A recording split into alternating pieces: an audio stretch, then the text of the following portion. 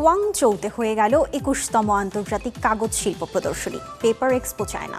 ৩ দিনের এই প্রদর্শনীতে কাগজ শিল্পের আধুনিক প্রযুক্তি, যন্ত্রপাতি ও পরিবেশ বান্ধব পণ্য প্রদর্শিত হয়েছে।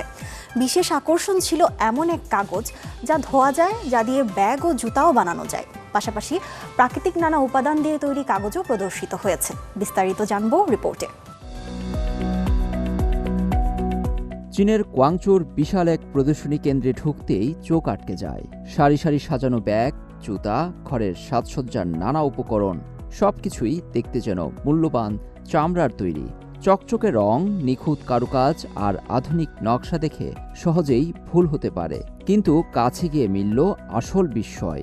এসবের কোনোটি চামড়ার নয়, বরং তৈরি কাগজের। যে কাগজকে আমরা এতদিন শুধু লেখালেখি উপকরণ হিসেবেই চিনে এসেছি, সেই কাগজই এখন হয়ে উঠছে টেকসই ফ্যাশন ও পরিবেশ বান্ধব পণ্যের নতুন বিকল্প। এই বিস্ময়কর রূপান্তরের গল্প তুলে ধরা হয়েছে চীনের কোয়াংচৌতে আয়োজিত আন্তর্জাতিক কাগজ শিল্প প্রদর্শনীতে। দক্ষিণ চীনের কোয়াংচৌতে গত বুধবার শুরু হয় ২১তম আন্তর্জাতিক কাগজ শিল্প প্রদর্শনী পেপার এক্সপো চায়না। শুক্রবার পর্যন্ত চলা এ আয়োজনে অংশ নেয় দেশি বিদেশি ২ শতাধিক শীর্ষস্থানীয় কাগজ প্রস্তুতকারী ও যন্ত্রপাতি সরবরাহকারী প্রতিষ্ঠান। প্রদর্শনীর প্রতিটি প্রাঙ্গণ যেন বলছিল কাগজ শিল্পের ভবিষ্যতের গল্প।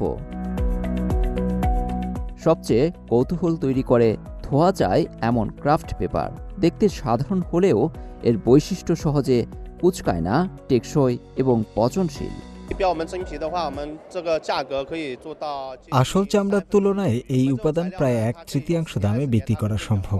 এটি ১০ থেকে ২০ বছর পর্যন্ত টেকসই হতে পারে, যা সহজে নষ্ট হয় না। অন্যদিকে কৃত্রিম ও আসল চামড়া সাধারণত ৩ থেকে ৫ বছরের মধ্যেই ক্ষয় হতে শুরু করে।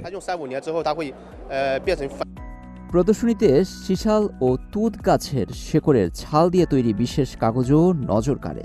আর বিক্রেতারা জানান, পরিবেশ সুরক্ষার যে প্রতিশ্রুতি দিয়েছিলেন তারা তা পণ্যের মাধ্যমে তুলে ধরছেন।